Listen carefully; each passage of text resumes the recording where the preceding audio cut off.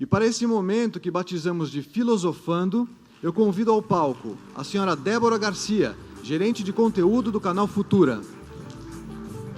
Convido também o senhor Eduardo Gianetti, economista, professor do INSPER, escritor e autor do livro Felicidade.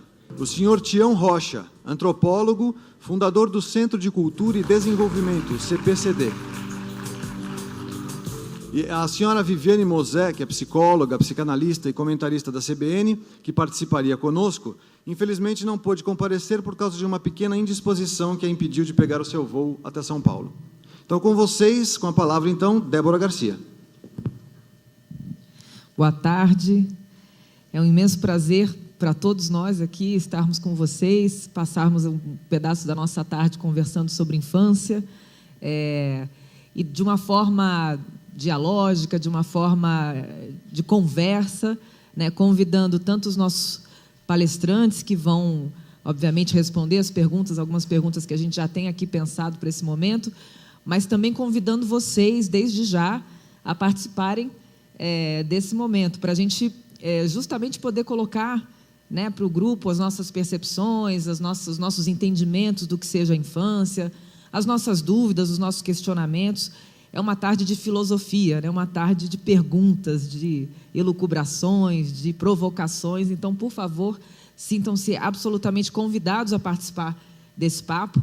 Quem se sentir à vontade, preferir escrever a pergunta, tranquilamente, a gente vai ter auxiliares no palco aqui, trazendo as perguntas para mim.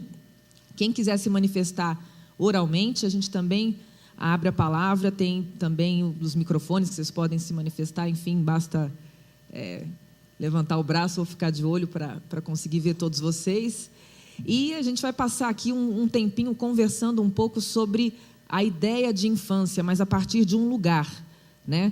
Então, esse simpósio, para quem já está aqui desde o início, né, são algumas mesas e algumas discussões que vêm tentando problematizar e entender o que é a primeira infância, quais são os desafios, quais são as perspectivas, né, que investimento é necessário, quem são os cuidadores, né, dessa faixa etária, para onde vai a infância, né, que infância nós queremos. Mas nessa conversa de hoje à tarde, a gente tem uma perspectiva que é a da revolução dos costumes. Então, a gente parte dessa conversa, para a conversa a partir desse lugar. No final da década de 60, muitos de vocês, muitos de nós presenciaram isso, né, o que ocorreu. Os papéis sociais sofreram modificações profundas.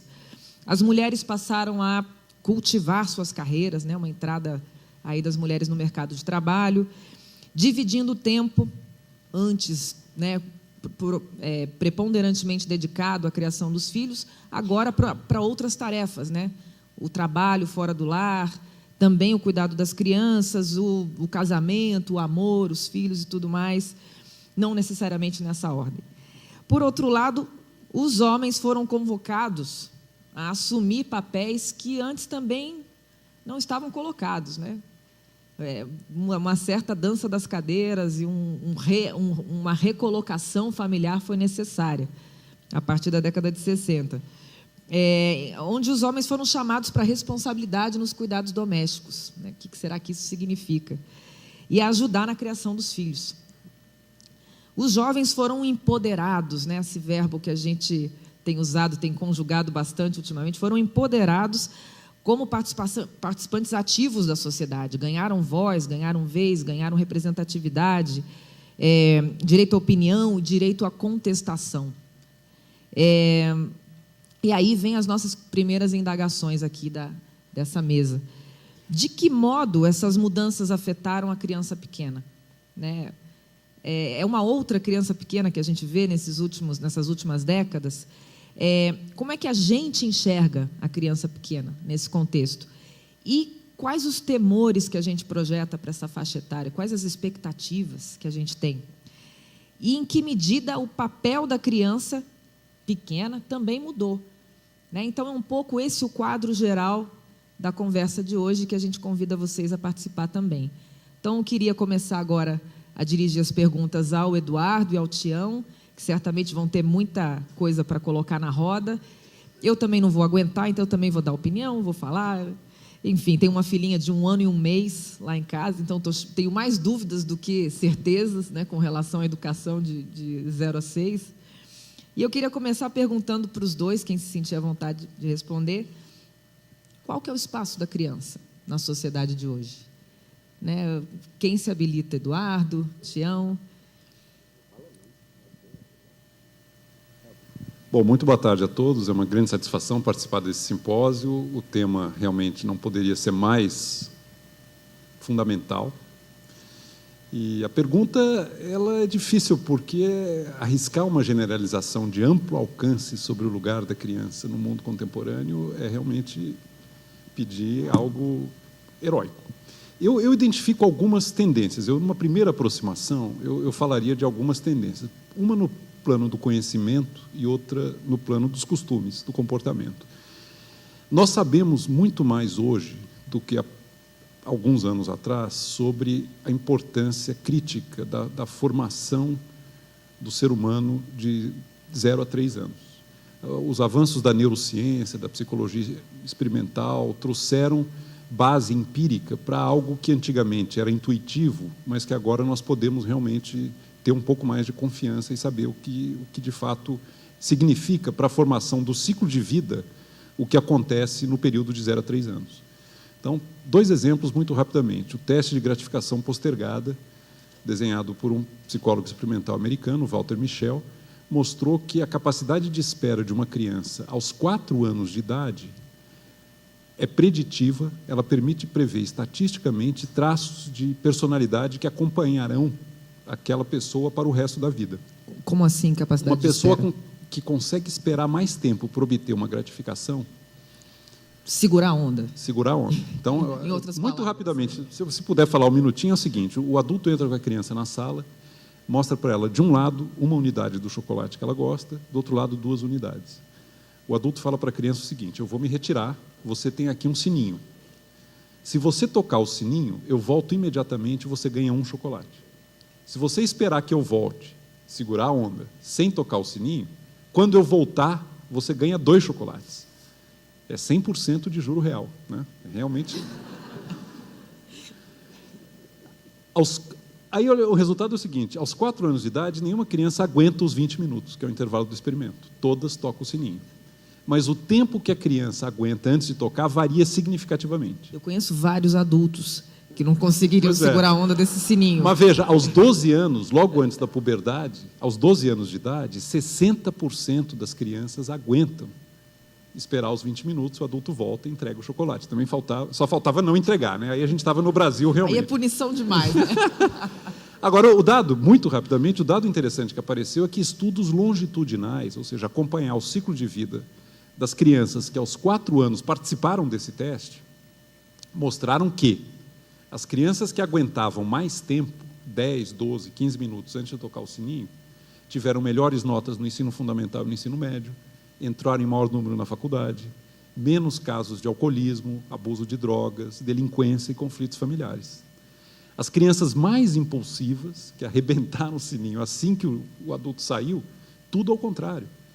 Piores notas, mais delinquência, mais casos de alcoolismo, abuso de drogas, problemas familiares. Então, veja, aos 4 anos de idade, alguma coisa muito importante já aconteceu. Isso é lei dos grandes números. Não adianta chegar em casa e colocar o filho ou sobrinho para fazer. Não vai funcionar. Mas o padrão estatístico já está dado aos 4 anos. Isso é uma descoberta importante. Então, essa é uma descoberta. Tem outras de neurociência, depois a gente pode desenvolver, eu não quero falar demais, mas uma grande novidade é nós sabemos mais hoje sobre a importância crítica dessa etapa formativa para o que vai acontecer no resto da vida. Nós não sabíamos antes, havia uma intuição, vários se pronunciavam, mas não tinha evidência. A outra coisa que eu queria falar de comportamento e costumes é que nós assistimos nas últimas décadas uma mudança muito séria no padrão da família. A facilidade com que se atam e desatam vínculos de casamento mudou muito, e a frequência de crianças crescendo em domicílios nos quais não vivem o pai e a mãe biológica aumentou muito no mundo inteiro. Isso certamente tem um impacto na formação dessa criança. Nós podemos depois desenvolver. E, finalmente, a outra grande tendência é a queda da taxa de fecundidade. o número médio de filhos por mulher caiu, eu acho que é universal. No mundo inteiro caiu, em alguns lugares num ritmo mais acentuado do que em outros, mas as famílias hoje são muito menores do que eram no passado. Então, eu acho que eu diria que grandes tendências universais estão colocadas aí. Nós sabemos mais e o comportamento nessas duas dimensões que eu mencionei, a estrutura da família e o número de filhos por mulher, realmente mudou. Acho que uma primeira aproximação para a gente ter assunto aqui para começar a falar. Antes de fazer uma pergunta para o Tião, eu queria só dar uma provocada nesse primeiro dado que você trouxe, da criança que tem essa predisposição ou que tem mais capacidade de segurar a ansiedade ou lidar. Não teria a ver também com... A gente não pode olhar para um outro lado e pensar que você vai melhor na sociedade quanto mais conformado ou quanto menos contestador você for? Não pode ter uma leitura como essa? Pensando que depois você vai ser cobrado por determinados comportamentos que vão exigir paciência, espera, pouca contestação, capacidade de focar. Débora, eu não colocaria em termos de contestação. Eu acho que é a capacidade de aceitar frustrações no presente em nome de conquistas futuras. E isso é muito importante no tipo de sociedade que a gente vive.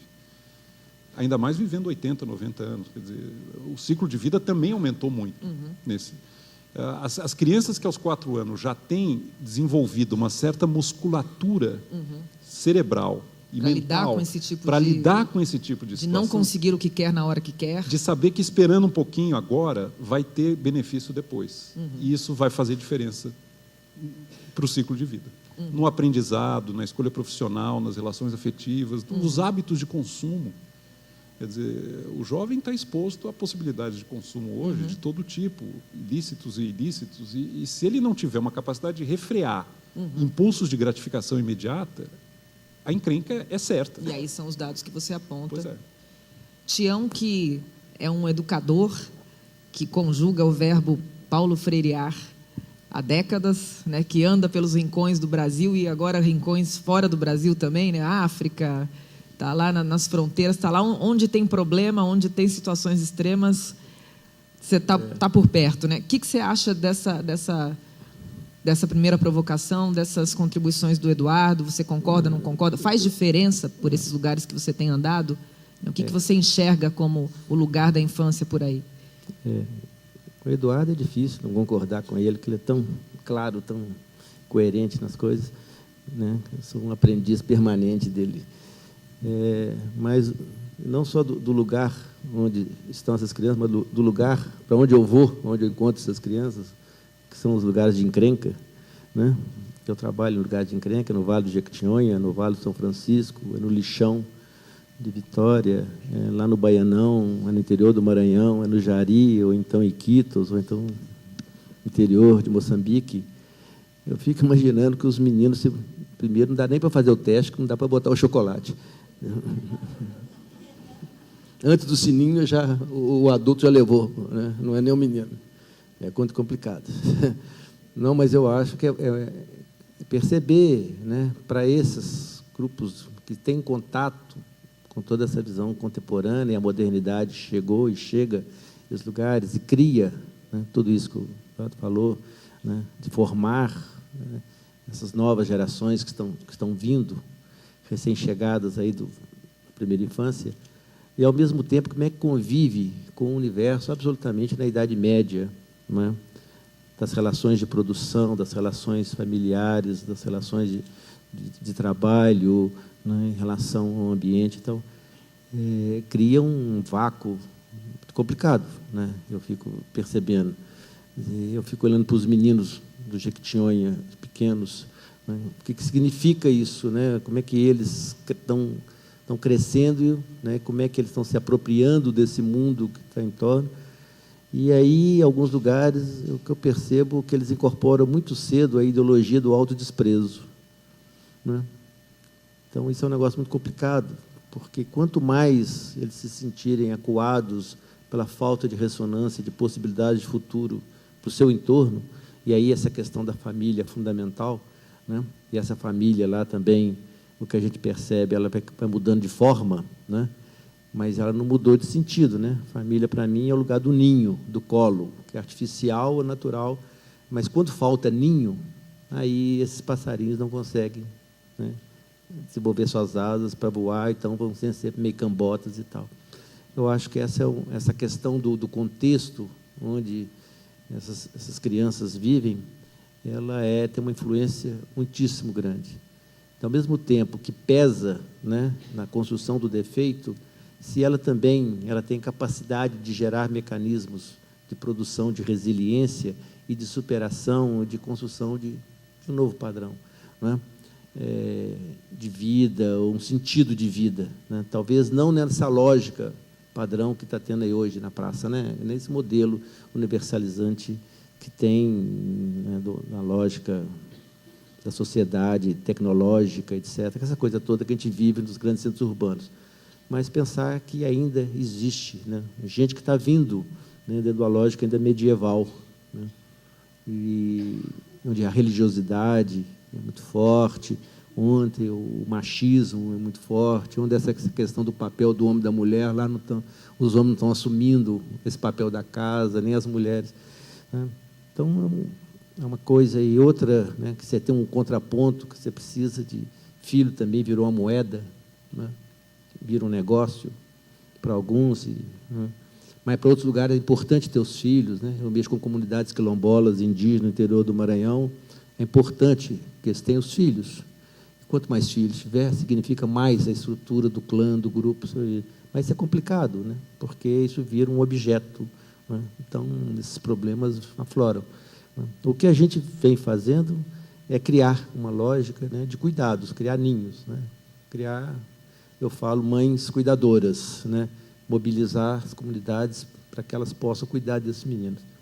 O que eu aprendi em Moçambique, fundamentalmente, que para educar uma criança é necessário toda uma aldeia. Então, tem que convocar a aldeia e convocar a aldeia pelo que ela tem de melhor, né? Pelo lado luminoso, não pelas carências, mas pelo lado, não pelo seu vazio, não pelo seu IDH, mas é pelo seu IPDH. Qual que é o índice de potencial de desenvolvimento humano que nós temos na comunidade? Que é a capacidade de acolhimento, capacidade de convivência, capacidade de aprendizagem e a capacidade de oportunidade. Então, perceber isso e mobilizar essas pessoas tem sido um instrumento de garantir minimamente, né, uma primeira infância com dignidade, com respeito, e no ritmo dele, né, que ele possa aprender e dançar no ritmo dele, não o ritmo do adulto, não o ritmo da escola, não no ritmo, né, não entrar nessa lógica, né? E é isso que eu acho que a gente tem que fazer esse contraponto, né? Os meninos nascem hoje numa sociedade de tiques, né? Tem tique demais, né? É tanto tique que vai dando tique nervoso, né? E, quer dizer, nós temos que compensar cada tique, cada tecnologia de informação e comunicação, nós temos que ter um TAC, né? Uma tecnologia de aprendizado e convivência. Então, é tic-tac, é assim que funciona o tempo e o equilíbrio, né? E quando tem tique, vai, no final está todo mundo, né? Aí tem uns tais dos estresses, né? Que está na moda também, né? Síndrome do pânico. E vamos por aí, todo mundo vira e começa a diagnosticar que isso os meninos estão fazendo isso. Que eu acho que tem uma dose exagerada, né? Ou gente que olha para um pedaço do mundo e multiplica e generaliza, que não é aconselhável, né? Acho que a gente tinha que pegar mais, olhar um pouco mais o nosso entorno. Não sei, acho que é por aí. Vocês trouxeram alguns pontos interessantes que me faz refletir e jogar mais uma pergunta nessa roda. A gente está falando de uma criança, né, no caso do Tião, uma criança que está nos interiores, né, do Brasil, que está vivendo situações adversas, que está lidando com uma série de déficits ou de não oferta, né, de qualidade de vida básica e tudo mais, mas que, ao mesmo tempo, dentro dessa proposta de lugares de aprender, está aprendendo a aprender, né? Está aprendendo a lidar com isso, está aprendendo a construir o seu conhecimento, está aprendendo a sair de uma situação de não acreditar que é possível aprender para uma situação de acreditar que é possível aprender. E, por outro lado, o Eduardo traz um pouco esses dados de pesquisa que apontam para que, já na tenra idade, alguns comportamentos e algumas capacidades que podem aí ser da própria criança ou estimuladas pelos cuidadores, vão ser determinantes lá na frente, para uma série de escolhas ou para uma série de possibilidades de performance na vida adulta. E aí eu fico pensando que na nossa sociedade contemporânea, com tanto apelo ligado ao consumo, né, tanta exigência que nós mesmos nos impomos, né, Então, o filho tem que ser isso, aquilo e aquilo, ele precisa ir bem na escola, ele precisa ter autoestima, ele precisa ser bem regrado, ele precisa respeitar os outros, ele precisa saber aprender, ele precisa depois ser um profissional bem-sucedido e conseguir ter autonomia. Qual o espaço da felicidade? É possível que a criança, no meio de todas esses desejos, tudo isso que a gente projeta nesse pequeno ser, é possível ser feliz? O Eduardo tem estudado bastante essa questão, até medido, né, um pouco por aí. Queria ouvir os dois. E Tião tem experimentado muito, né, ter estado em contato muito com essa possibilidade de felicidade. Queria ouvir vocês dois sobre essa questão. E lembrar que eu queria ouvir vocês também, tá? Até agora não chegou nenhuma perguntinha, nem ninguém levantou o braço, estamos esperando. Fiquem à vontade. Olha, os estudos sobre felicidade viraram uma febre, né? Tem resultado para todos os gostos. Tem até um journal inteiramente dedicado a esse assunto, The Journal of Happiness Studies. Chegamos a esse ponto. Já virou obsessão, né? Tem algum problema. Temos obrigação de sermos felizes, por favor. Mas um resultado que aparece com enorme assim, uniformidade entre culturas e países, estágios de desenvolvimento, é a curva em U. A felicidade, se você pegar a relação entre idade e bem-estar subjetivo, a curva que aparece tem um formato de U, ou seja, na infância e juventude há uma proporção maior de felizes em relação aos outros, vem caindo. Quando chega na meia-idade, entre 40 e 50 anos, nós estamos no vale da curva. Quem estiver passando por essa etapa aguenta, Alguém vai passar. Alguém se identifica com esse vale sombrio? Quem estiver passando tende a melhorar depois. Ufa. E o U depois, o que é mais impressionante é que, à medida que se passa da meia-idade, passa dos 50 anos, eu já estou entrando nessa etapa, à medida que se passa dessa etapa, volta a subir. E as proporções de felizes voltam a ficar muito altas, parecidas até com o que eram na infância e juventude. Mas por quê? Como que motiva esse fenômeno do U? Pois é, essa etapa, vamos dizer, dos 40 aos 50, é uma etapa de muita ansiedade na vida. Porque você precisa profissionalmente vencer e não tem mais como fugir. Você precisa já ter chegado lá, né? Seja lá onde seja esse lá. Você está preocupado com o seu futuro, você tem que poupar, você tem que ter uma casa, você tem filhos pequenos, o que também causa algum grau de preocupação, você tem pais idosos, que também causam uma certa ansiedade e preocupação. Ou seja, uma série de circunstâncias da vida colocam pressão nessa etapa. Depois que passa, já não tem mais tanto futuro, os filhos já cresceram, os pais provavelmente já se foram. Você volta a ter uma disposição de viver o momento sem grande preocupação com amanhã. Então, a curva é muito forte e é uma curva em formato de U. Essa questão da felicidade, ela tem que ser colocada também com um certo grão de sal, porque a propensão da criança a ser feliz no instante, no momento, ela, até certo ponto, é bem-vinda e é parte da alegria da vida e dessa etapa da vida, mas tem que haver uma certa correção que cabe aos adultos, especialmente aos pais, fazerem, que é o seguinte: se gratificar demais nessa etapa e, por exemplo, deixar de aproveitar as oportunidades educacionais, isso vai implicar em custos futuros e em perdas lá na frente. Então, parte do papel que cabe aos adultos, e aí o paternalismo é justificado, né, nessa etapa da vida pelo menos, é conter um pouco essa propensão da criança natural a viver o presente absoluto e tentar corrigir, na medida do possível, essa miopia, para transmitir a noção de que escolhas feitas agora, por exemplo, estudar ou não, fazer o dever de casa ou não, coisas que não são naturalmente aprazíveis nessa etapa da vida, elas vão se refletir em resultados ao longo da vida. Mas também, para completar minha resposta, corre-se o risco de um exagero na direção contrária. Eu li há 2 semanas atrás um artigo muito impressionante sobre a incidência de suicídio entre os jovens na Coreia do Sul. É a 2ª causa de morte entre os jovens na Coreia do Sul. A pressão colocada para o sucesso acadêmico é de tal ordem e é tão insuportável o fracasso que os jovens que desapontam os seus responsáveis, pais, etc., eles perdem a autoestima e acabam não suportando continuar vivos e se matam. É impressionante que hoje na Coreia a quarta causa geral de morte em qualquer etapa da vida é o suicídio. Ou seja, é um problema muito sério.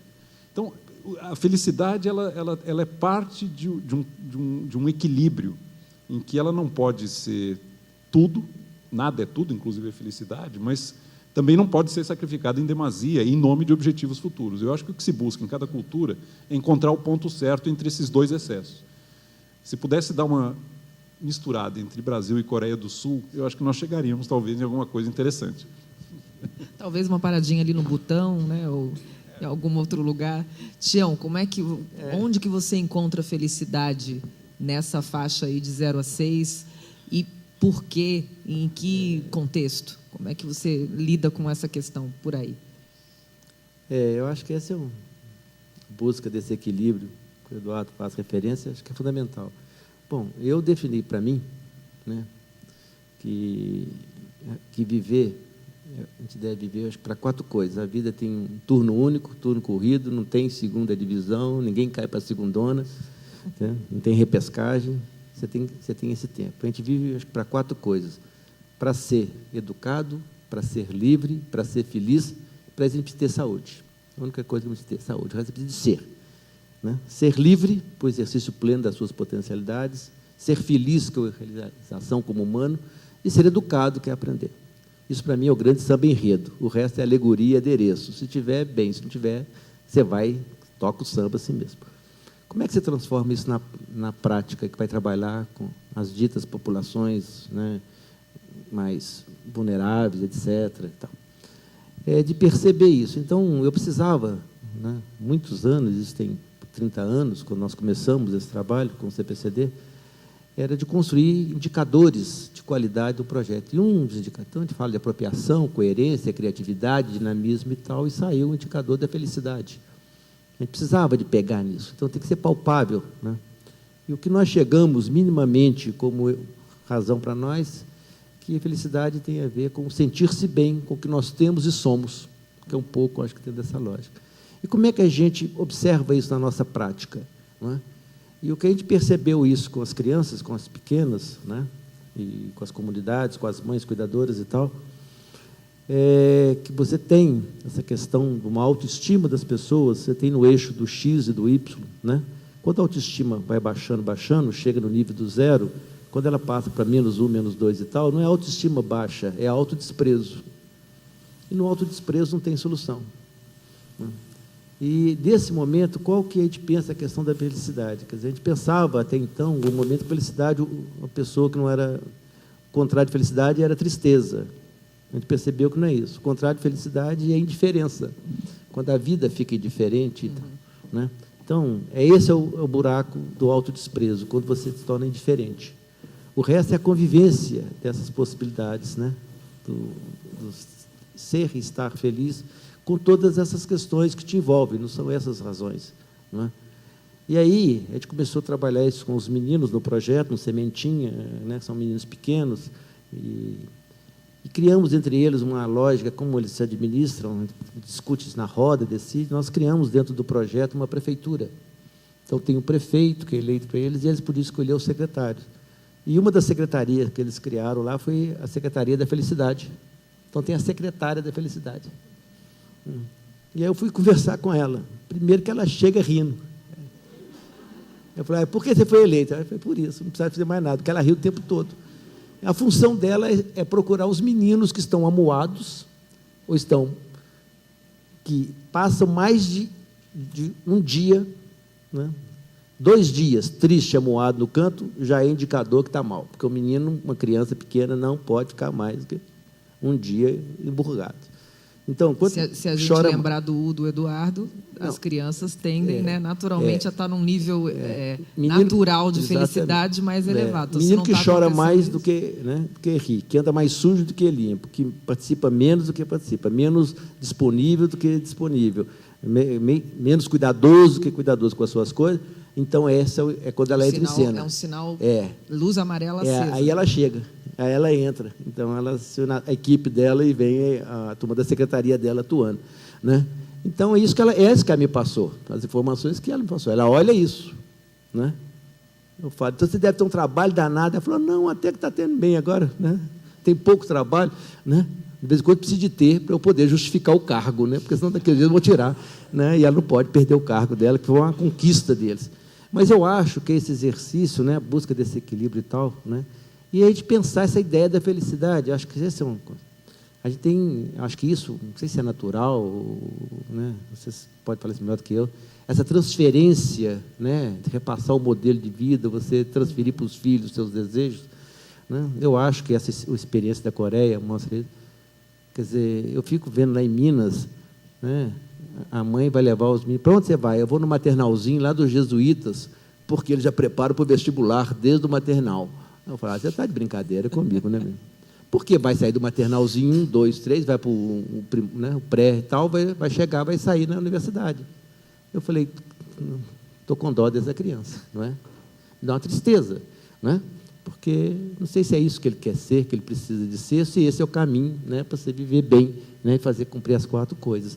Então, acho que essa é uma questão que nós, adultos, né, criamos, muitas vezes, para nós e botamos nessa conta e jogamos na conta deles para pagar, né, nossa incapacidade de enfrentar essas realidades, né.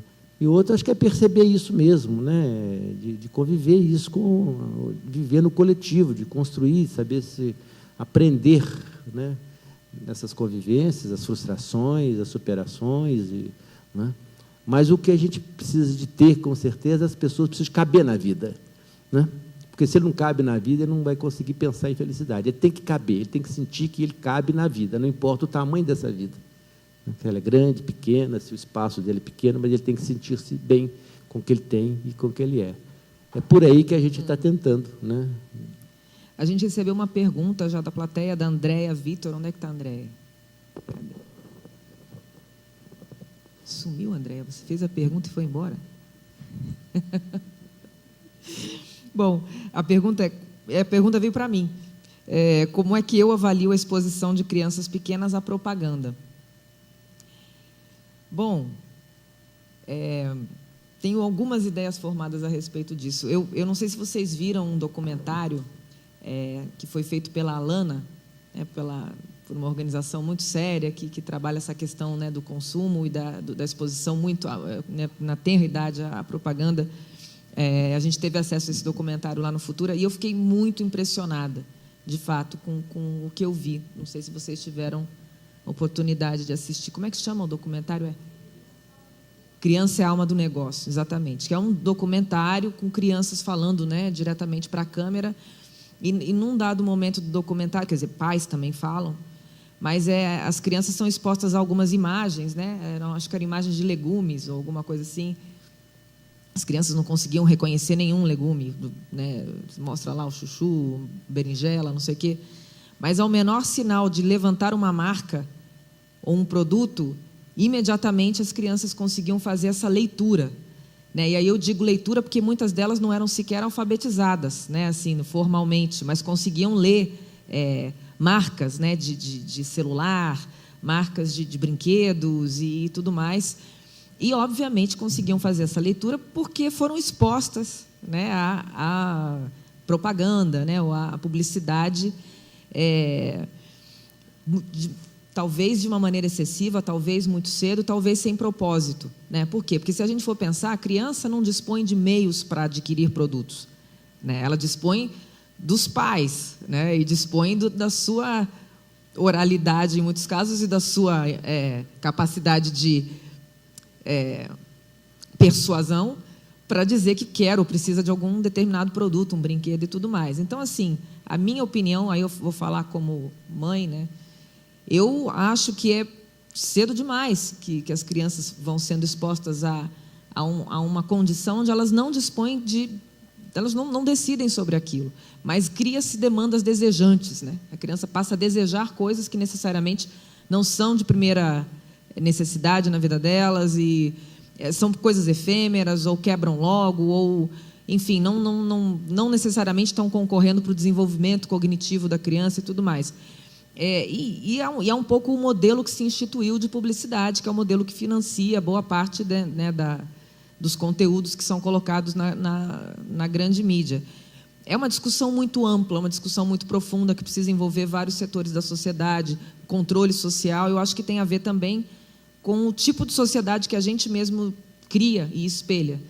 Em muitos países do mundo é uma questão controversa, né? Tem regulamentação, tem tempo determinado de propaganda voltada para crianças, tem lugares onde é um veto geral e restrito, e isso tem impacto, né, no padrão de consumo, na forma como a gente vai gerando e formando adultos, inclusive, né?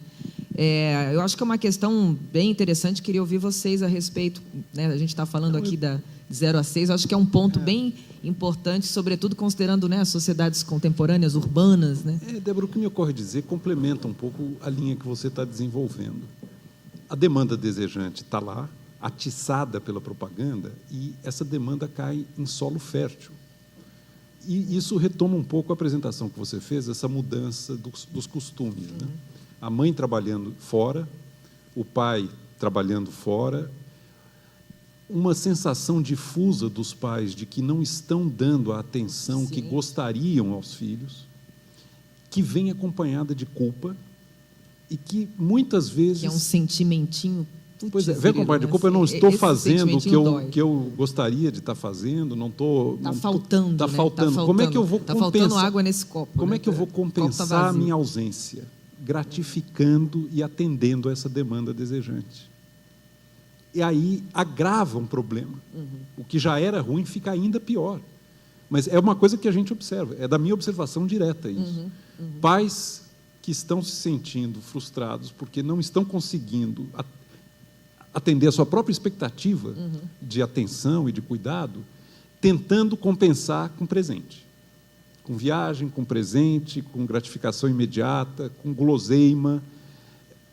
A emenda é pior que o soneto. Quer dizer, ao fazer isso, você agrava um problema, porque você não está corrigindo a origem e está tornando aquela criança acostumada a um tipo de gratificação que até banaliza o presente. Você está falando isso, me lembrei de uma amiga minha ontem no trabalho que comentou exatamente isso. Ela tem um filhinho de 3 anos, ela estava me contando como se fosse uma coisa muito fofa. Então, ela disse assim, meu filho, todo dia eu chego em casa e ele fala, mamãe, o que você trouxe de presente para mim? Aí eu arregalei o olho e falei, mas ele fala isso todo dia? Ela, toda hora. Eu falei, meu Deus. Eu falei, mas presente? Ela falou, não, presente na verdade é qualquer coisa, uma borrachinha, um lapisinho, uma cadernetinha, um carrinho, qualquer coisa. Mas você dá presente para ele sempre lá? Sempre que eu posso, porque é o mínimo que eu posso fazer, exatamente o que você falou. É o mínimo que eu posso fazer, eu não paro em casa, viajo muito, né? Então é um jeito que a gente tem de se aproximar. É o presente como compensação de uma ausência, se me permitirem um trocadilho. Tião, propaganda, criança, como é que você criança, equilibra esse binômio? Criança, não sei, aprende, né? E aprende rápido, né? E usa as brechas disso aí para, né? E questiona e quer ver se há coerência entre os adultos, né? Por isso que ela faz e insiste até que ela consegue quebrar a coerência e pronto, aí vira uma área meio nebulosa. Eu acho que a grande questão que está nisso aqui, porque quando as coisas, né, deixam de ter valor para ter preço, né, e tudo é visto como preço, não como valor, é complicado. A diferença, vocês entendem, né? Leite materno tem valor, leite em pó tem preço. Dá para entender, né, o que eu estou dizendo? Então, se você retribui com valor, o tempo todo valor, e não coisas que são precificadas, como é que podem ser valoradas, eu acho que é ótimo, né? Então, eu acho que serve tudo, que serve tanto para a questão da propaganda, da publicidade que ela vê na televisão, mas pode ser da música que ela escuta, né? E, então, ela vai sendo formada naquilo, de repente ela acredita que é aquilo que esse é o jeito, é assim que funciona, porque é assim que ela consegue, né, responder rapidamente, né, às suas provocações, ela consegue uma gratificação, então cria um papel, uma moeda, não é? Então nós temos um balcão, e aí pronto, aí está dançado, né? Eu acho que essas relações estão absolutamente complicadas, né? Eu acho que, por outro lado, tinha que pensar isso lá, se ela é um aprendiz permanente e ela está buscando coerência, eu acho que se espera, né, de nós, adultos, não importa quem seja ele, o mínimo de coerência. Quando é não, né? Sim é sim sempre. Né? Não, hoje sim, amanhã, hoje pode, amanhã não pode, hoje eu dou, não dou, porque senão a cabeça, né, pira. Né? E aí eu acho que olhar para essa questão também, né, da informação que chega, é isso, né? Se é a propaganda, ou que seja, né? Que isso é um valor. Né? Se pudesse mostrar só coisas valorativas para esse menino, ele vai nascer muito bem, vai crescer muito bem, né? Com diversidade, com possibilidade e tal, e um dia vai aprender a fazer essas questões.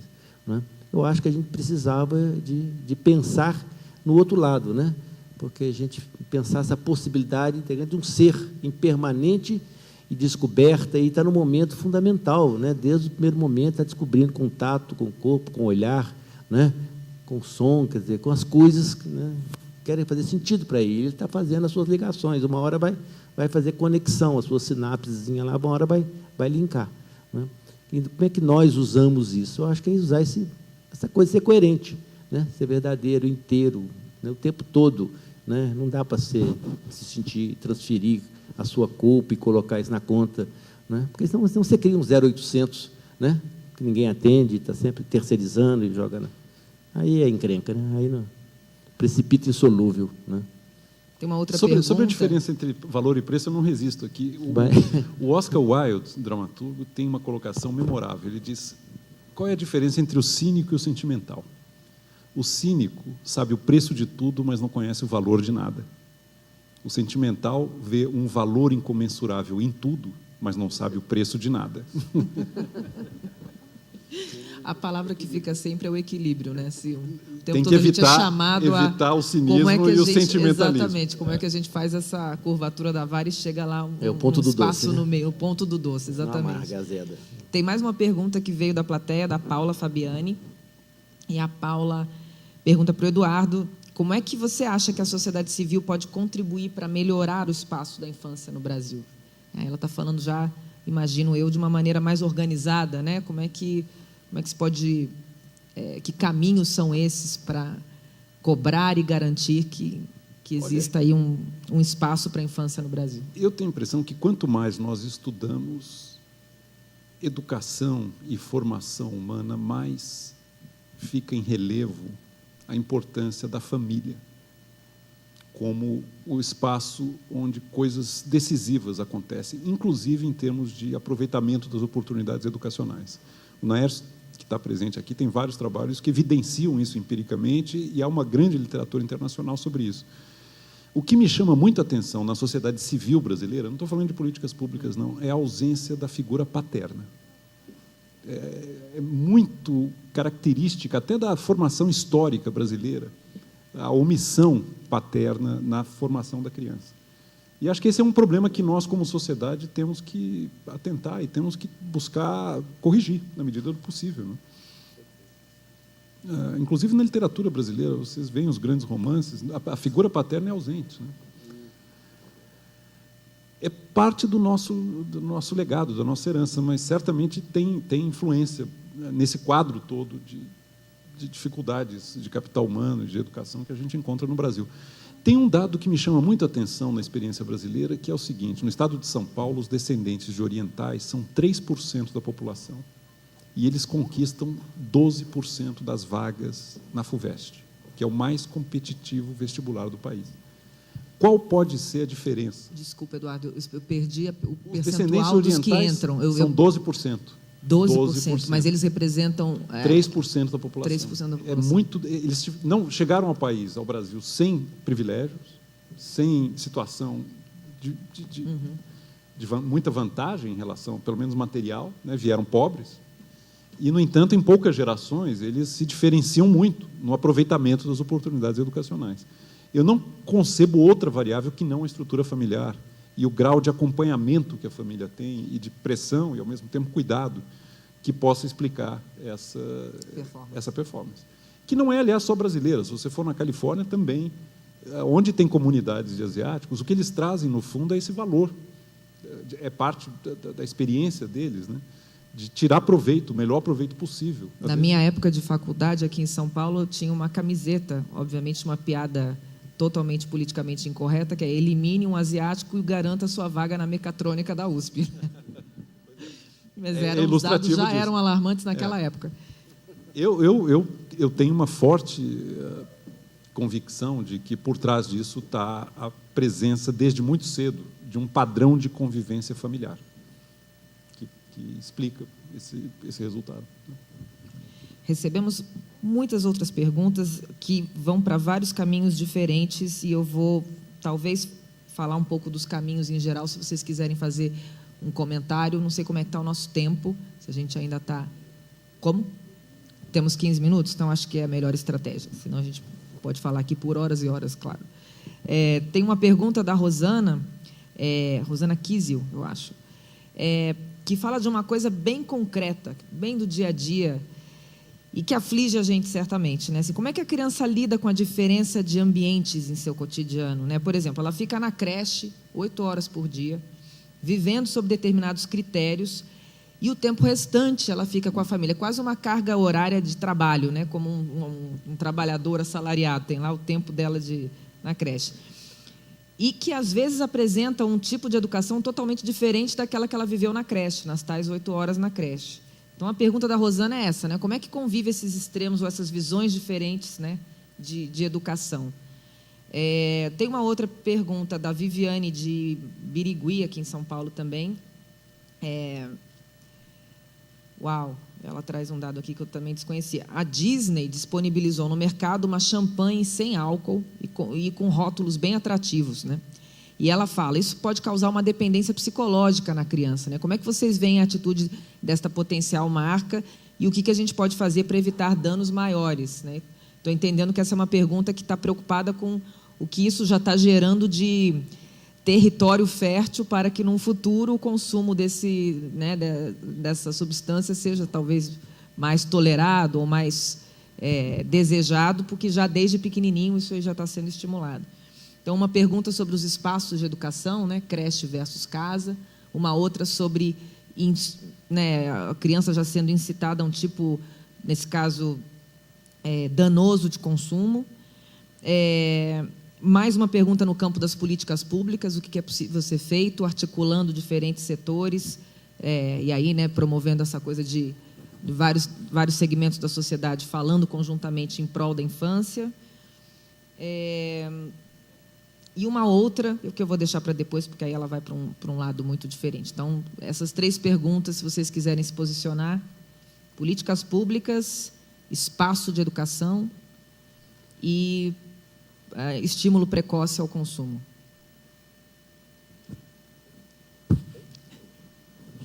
Já falou demais? Nada, falou pouco. Bom, a questão dos espaços, há muitos anos atrás, eu me perguntei se era possível fazer educação sem escola, ou se era possível a gente fazer boa educação debaixo de um pé de manga. Como não tinha resposta, eu fui aprender a fazer, né? E nós montamos isso. E essa escola, para meninos de 4, 5, 6 anos, né? Podia vir todos, mas em geral era esse. Depois nós começamos a pegar os menorzinhos, mas em geral era 4 a 6 anos. E isso funcionava, né? Nós tivemos que desconstruir um monte de lógica na cabeça dos meninos, na cabeça dos pais, da família e dos educadores, porque escola é um lugar, é um espaço determinado, uma instituição, casa é outra, então você tem que mudar de... Quando você muda do espaço para outro, você tem que mudar de roupa, mudar de posição, mudar de cabeça, por qualquer outra lógica, né? Porque isso funciona assim, né? Comigo funcionou assim, né? Na escola, né? Quando eu fui para a primeira vez. Eram 2 espaços completamente diferentes, onde a lógica era outra, as referências eram completamente diferentes. E não era pela diversidade, né? Não é pela a possibilidade de você viver espaços diversificados, crescer a sua experiência. Não, as instituições são diferentes, você tem que se comportar segundo o padrão da instituição. A institucionalização do espaço, escola, igreja, clube, casa, etc., etc., rua. Então, essas coisas começam a ter valor por si, e não pelas pessoas que nela vivem. E essa experiência que a gente fez de escola debaixo do pé de manga, eu lembro que um dia um menino ficou doente, estava com catapora, e não apareceu. Aí os coleguinhas na roda falaram: por que não veio? Está de catapora. Catapora pega? Pega. Minha mãe falou que não pega, não. Não sei o quê. Então, ele vai ficar uma semana sem vir. Então, vamos fazer o seguinte, por que a gente vai na casa dele, se não pega? Já que o menino vem na escola, a escola vai na casa dele. Aí nós fomos. No dia seguinte, todos os meninos falaram, minha mãe mandou dizer que eu não preciso ficar doente para a escola e na minha casa. Então, eu arranjei 20 salas de aula. 20 educadores e 20 possibilidades. E aí, uma vez, uma professora da universidade estava fazendo uma... Todo mundo pegou catapora, né? Todo mundo pegou catapora. Né? Catapora. E eles falaram que é bom, né? Pegar catapora na infância. Já resolveu o problema. Já resolveu. Foi muito bom. Aí apareceu uma pesquisadora da universidade, da UFMG, chegou, estudou e andou por lá e veio. Ela falou, tio, aqui acontece uma coisa, para os meninos, a diferença entre a mãe e a educadora, né, é muito tênue. Porque quando está lá na roda, na casa, o menino está na roda, a mãe está sentada na roda, conversando junto com a professora, né, ela perde aquele papel da mãe. Tá? E a outra não assume o lugar da mãe. E isso era muito confuso. Eu falei, você estuda isso, que o seu interesse é estudar. Eu não quero fazer academicismo em cima disso. Eu quero, né, criar, aprender outras coisas. E aí a gente percebeu que havia, né, os meninos aprendiam, né, criar um espaço de convivência e estabelecer como é que eles podiam se comportar de maneira inteira e independente do lugar. Né? Então, acho que foi uma leitura, um aprendizado legal que a gente fez isso. Né? A outra questão, eu já me perdi, políticas públicas. E uma outra sobre o estímulo precoce ao consumo. Eu acho, né, quer dizer, as políticas públicas levam em consideração a massificação de um modelo, você tem que atender sempre numa escala, e, portanto, você cria um padrão, você toma da referência que aquele é o melhor padrão, por isso você faz educação infantil assim e tal, mas é a criação de formas, né?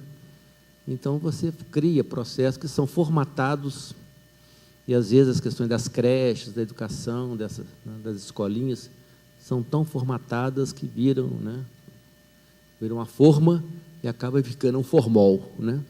Quer dizer, você tem que mudar o formol porque você está cultivando uma lógica que é de um cadáver. Quer dizer, a reprodução da mesmice. Né? As crianças mudaram, mas a escola não mudou, a lógica do ensinar não mudou e tal.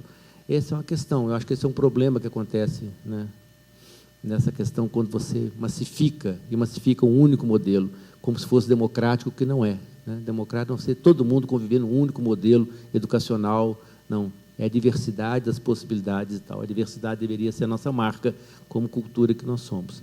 Não é? Então, acho que esses que são os aspectos, né, que eu acho que a gente podia levar em consideração e mudar, ter tantas políticas quanto foram necessárias, porque o tempo de aprendizado, né, dos meninos muda. Nós temos que fazer essas coisas no ritmo e no tempo que eles precisam. E essa é uma outra lógica.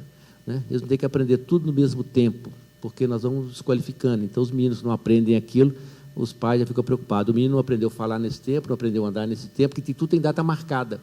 Porque se não falou até 2 anos, está com problema. Se não fez isso, está com problema. Porque tem uma lógica de um padrão aí que você tem que cair dentro do modelo. O manequim é 40. Quem passou disso, corta o braço, senão você não vai... É uma loucura, não é? Isso que você está trazendo tem a ver com a próxima pergunta, que é uma pergunta do Luiz Guilherme. Eu já respondi isso.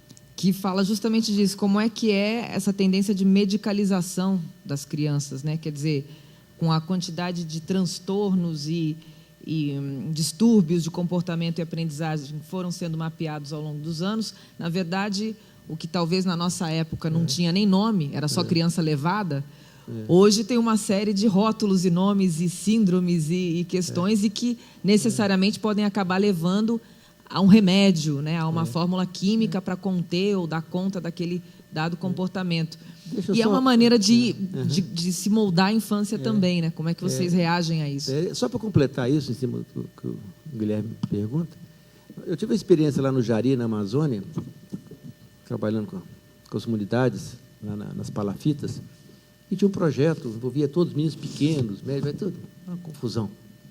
Né? Organizado, as coisas funcionavam. E um dia chegou uma médica especialista, né, da Universidade Federal de Juiz de Fora, e ela rodou por lá e falou assim, Tião, tem um menino pequenininho que tem síndrome de Down, que não vive no meio dos meninos, mas eu não vi problema nenhum. Ele participa de tudo, faz tudo, sabe? Eu não vi ele fica fora de nada. O que vocês fizeram? Eu falei, não fizemos nada, não. nada. Nós botamos na roda e eles resolvem. A gente não... Alguém fez alguma coisa. Vamos atrás? Nós fomos atrás e percebemos, nós estivemos na casa. Fomos na casa, chegamos lá, encontramos a mãe, né, com uma penca de meninos, vários pais, etc. E tal. E ela começou a indagar a mãe. Mas como é que é menina? Ela falou, menino sabe que cada um é diferente do outro, né? Cada um tem um jeito. Não, mas me conta. Ah, não, é assim, cada um é diferente. Por exemplo, os seus meninos. Ah, esse aqui é esperto e tal, tal. Na hora que chegou nele, falou assim, esse aqui, por exemplo, né? Ele faz tudo que os outros, ele é só lerdo, né? Esse aqui é muito esperto, esse aqui. Em momento nenhum, ela falou que esse menino tinha um problema de uma síndrome de Down. A mãe não sabia. Como ela não sabia que ele era doente, ela nunca tratou ele como doente. Lerdeza não é doença, né? Ninguém falou, ô lerdo, ninguém falou que você está doente, você é lerdo, né? Lerdeza, pá. Então, eu falei assim, que bom, então é bom não saber, não, né? Porque você para de olhar pelo estigma, entendeu? Perceber que é o tempo e o ritmo dele aprender, e ele participava de tudo, no tempo e no ritmo dele, né? Então, acho que essa questão... Né, de... Você falou de uma coisa, eu me lembrei de uma cena... Eu vou ter que citar o que eu conheço mais de perto, que é a minha filhinha de 1 ano e 1 mês. Ela estava sentada, brincando com um brinquedinho, e uma filha de uma amiga que é pedagoga olhou para ela e falou assim para mim, Débora, ela é hipotônica, né? Falei, hipotônica? Não sei. Ela falou, não, dá para notar pelo jeito que ela senta, pela postura dela, isso já demonstra uma certa flexibilidade. Ela saiu do lado fazendo uma teoria qualquer, que ela tinha aprendido numa aula de psicopedagogia e tal, e já tinha determinado um rótulo e mais não sei o quê. E eu sei que a explicação dela foi tão rasa que eu preferi não saber mais a respeito de ser ou não ser hipotônica, porque, afinal de contas, aquilo nunca tinha chamado a minha atenção. Não, eu me considero uma mãe minimamente observadora, não tinha gerado nenhuma questão até então, mas a tendência e a encruzilhada de você já rotular e já dar um nome, já dar um diagnóstico e já passar a trabalhar em cima daquilo é muito grande, né? A gente percebe isso e acaba culminando, muitas vezes, numa sociedade que ela é mais doente do que saudável. E esse é um dos pontos aqui também dessa conversa, né? O quanto que a gente, tanto o grau de felicidade quanto o grau de ser ou não saudável, né? Como é que a gente lida com isso com a infância, né? Ainda e bem com que os ela nossos falou para mim, desejos. viu? Se ela falasse comigo que é o quê? Hipotônica. Né? Eu pensei que era de bebê, né? Eu pensei que... Tem um negócio que é hidrotônico, eu pensei que era de bebê. Eu falo, onde é que está isso que eu gosto dessas coisas? Eu não sabia. Fala sério, né? Vai lá avaliar o seu filho. Não é hipotônica nada. Deixa ela quieta que ela está brincando. Janete, medicalização. Já que nós estamos aqui, eu vou voltar ao tema do contraste dos espaços, né, da escola e da casa. Já que estamos no rol do depoimento, eu vou lembrar uma coisa que aconteceu comigo, com meu filho, quando eu voltei da Inglaterra. Meu filho nasceu em Cambridge, que é uma cidade universitária, muito austera, e ele ia à creche lá. A creche era uma coisa austera, uma coisa muito... aquela coisa inglesa mesmo, né? Nós voltamos para o Brasil e eu coloquei ele numa creche. A gente chegou cheio de ilusões, né? Não ia ter televisão em casa, para não se contaminar, aquela coisa toda. Aí eu coloquei o meu filho numa creche perto de casa. Aí, depois de uma semana, eu comecei a acompanhar, saber o que estava acontecendo. Aconteceram 2 coisas que me levaram a tirá-lo imediatamente de lá. A primeira é que um dia ele chegou em casa e eu perguntei, e o que vocês aprenderam hoje? Aprenderam uma música. Como é que é a música? Olha a letra, eu guardei. Eu sou o coelhinho bossa nova, para cenoura não dou bola, eu só tomo Coca-Cola.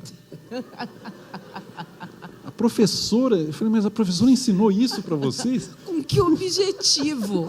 Em que quadro programático ela pôs essa musiquinha, né? Pois é. Qual Isso, foi olha, a finalidade? mas a gota d'água foi o dia que ele chegou em casa, eu abri a lancheira e estava cheio de bala.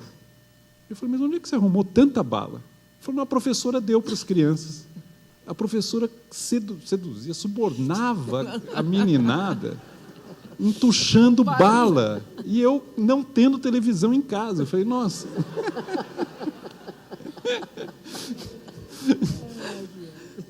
A realidade se impõe, né? Aí nós mudamos de creche e tal, foi para uma outra, mas foi um choque de realidade, né? Agora... Muito bom.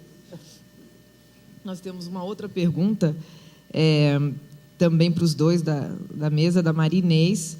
Ela está perguntando o seguinte, que ela fica pensando se existe muita diferença entre a época em que as crianças eram consideradas adultos em miniatura e hoje, quando as crianças são reflexo de uma sociedade que consome sem limites, né, e que tem uma expressão do poder do adulto. E, eventualmente, pode até estar voltando à adultização da criança, né, na medida que ganha poderes de compra, que determina até o comportamento dos pais através da culpa e tudo mais. Então, a Marinês está aí preocupada para tentar entender se tem diferença ou não, né? Estamos voltando ao formato de adulto em miniatura, estamos antecipando o processo, pulando etapas, queimando estágios aí.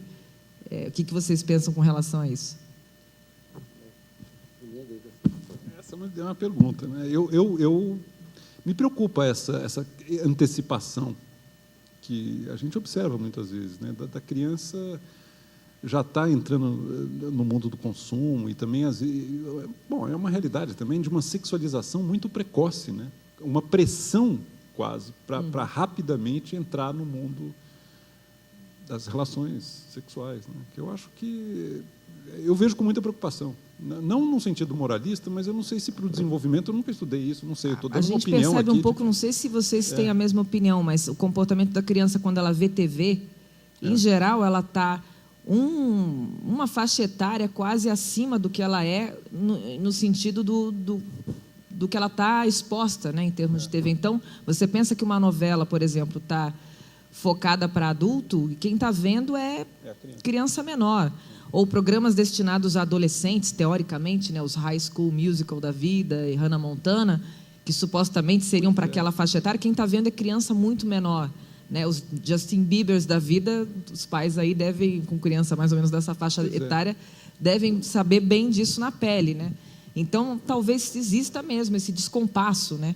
Ou uma certa precocidade, né, em estar expondo ou colocando conteúdos ou determinados tipos de estímulos que talvez fossem mais adequados lá para frente, né? Com mais idade, com mais possibilidade de entender aquilo que está sendo... Nessa mesma linha, Débora, nós não sabemos o impacto que essas novas tecnologias de acesso à informação estão tendo nas nossas crianças e jovens.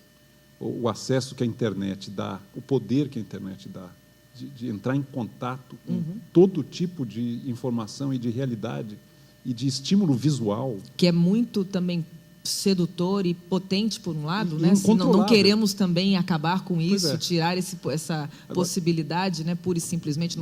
A censura não seria uma solução, né? Não. Mas se não é isso, qual é esse caminho para lidar com isso? Como professor universitário, eu venho notando que os alunos, e converso isso com muitos colegas, os alunos estão cada vez com maior dificuldade de conseguirem a concentração necessária para ler um texto reflexivo. E isso eu acho que todo mundo que é professor aqui deve estar percebendo que eu tendo a atribuir isso, embora eu não tenha uma base científica ou razoável para dizer isso, mas a minha intuição é que essas tecnologias estão dispersando, fragmentando e minando uma certa faculdade introspectiva e de concentração, que é um prejuízo muito sério à formação, e eu não sei muito bem o que vai resultar disso. Estamos chegando nos nossos minutos finais. A gente pode até agora, eu pediria a vocês um fechamento, um pensamento ou alguma conclusão para esse nosso papo. Sobre essa questão que a Inês levanta, né? Quer dizer, eu tenho que falar, né? Mineiro não faz palestra, não coisa, falar contra causa, né? Tem os meus causos. Lá para trás, quando a gente começou a pensar na possibilidade de construir educação, mas sem prédio, sem escola, e nós juntamos um grupo, e durante a conversa de um dia, que duraram 10 dias, para a gente falar como é que seria isso. Éramos 26 pessoas. E nessas 26 pessoas, nós vimos que ninguém conseguia falar da escola, como é que seria no futuro. A gente falava muito do que foi com a gente, de uma experiência negativa. No final de 10 dias, eu vi que nós não tínhamos nada claro para o futuro, não tínhamos objetivos, mas nós tínhamos não objetivos educacionais. O que nós não queremos que aconteça com os filhos dos outros. E 2 desses não objetivos era esse: pensar a criança como um adulto que não cresceu, né? Outro é achar que a criança é uma página em branco onde devemos escrever um belo livro. Isso que eu ouvi numa diretora de escola, numa aula inaugural. as crianças são como uma página em branco onde devemos escrever um belo livro. Eu falei, que péssimo romance que vai sair. Já começou mal, né? Quer dizer, como é que é isso, né? Eu acho que essa é uma questão de você fazer essa projeção, ou já começar a queimar etapas, olhar para ele, né, com 1 ano, mas já está olhando para ele como se fosse 15, e fazendo essas coisas, que essa acho que é um grande equívoco, não é? Eu acho que o grande exercício desse, né, que nós temos é de resgatar, né, a nossa possibilidade hoje. E eu digo sempre o seguinte: eu acho que todo projeto educacional hoje, toda escola, do prézinho, do maternalzinho ao pós-doctor, todos eles tinham que ter a mesma base conceitual.